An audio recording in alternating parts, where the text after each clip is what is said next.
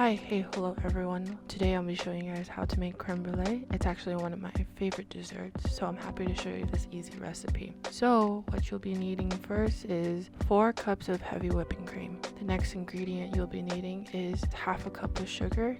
You'll also be needing some on the side for later. The next thing you'll be needing is 2 teaspoons of pure vanilla extract. And the last ingredient that you'll be needing is 6 eggs. All you'll be needing is the yolks. So this is optional. You can use strawberries as a garnish on top. I actually didn't use it, but it's optional. Make it look fancier. So here are some of the tools that you'll be needing. So you'll be needing ramekins. These are where you'll be cooking the creme brulee. I have 2 different sizes. You also, it's not shown until later, but you need a deep tray so you can put the ramekins in when you cook them in the oven. You'll also be needing a cooking blowtorch. This actually broke, but I got a new one. But here it is. But yeah. Anyways, to start things off, you'll be just getting the yolks.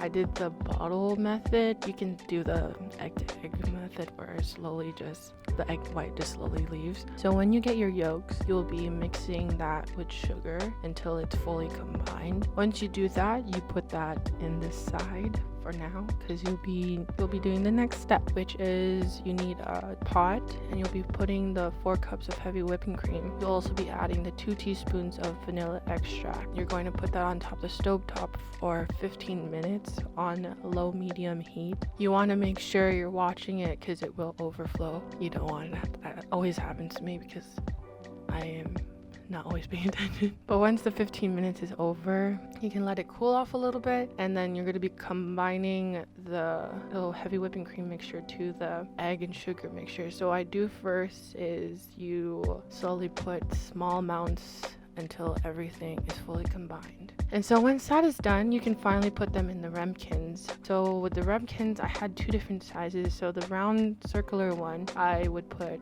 as much as on top of that line, if you can see right here. The other one, you kind of just really depending on how much you want to put, it's smaller.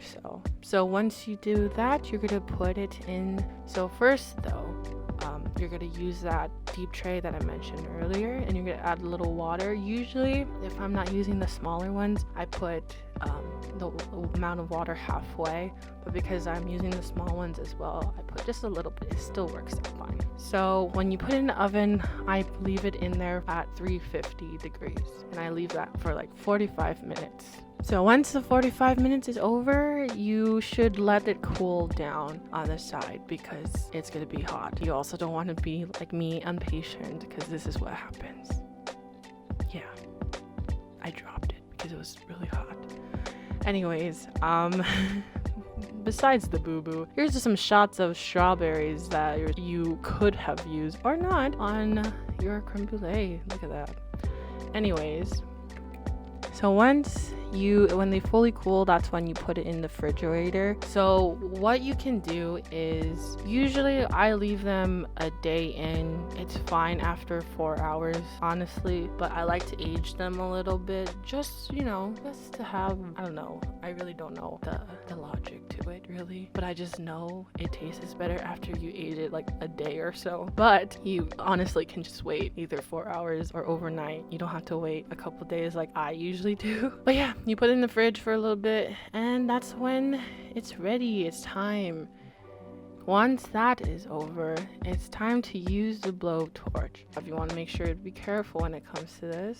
So what I do is I put a small layer, like a good amount, but like a small layer of sugar, because you don't want it to be the layer too thick, because it's gonna be thick with 2 C's if you put a lot of sugar, but just a good amount where it covers the top layer, and then you just blowtorch it until it looks like this. When the bubbling has finished, leave it there for a couple seconds. It's gonna harden when it cools down, and then there you go. And that's how you make creme brulee. I'll make sure to link down below where I got my blowtorch. But yeah, and the ramekins and whatnot. But here, yeah, that's it. That's how you make it. It's very easy. Hope you guys liked the recipe. Thank you guys for watching.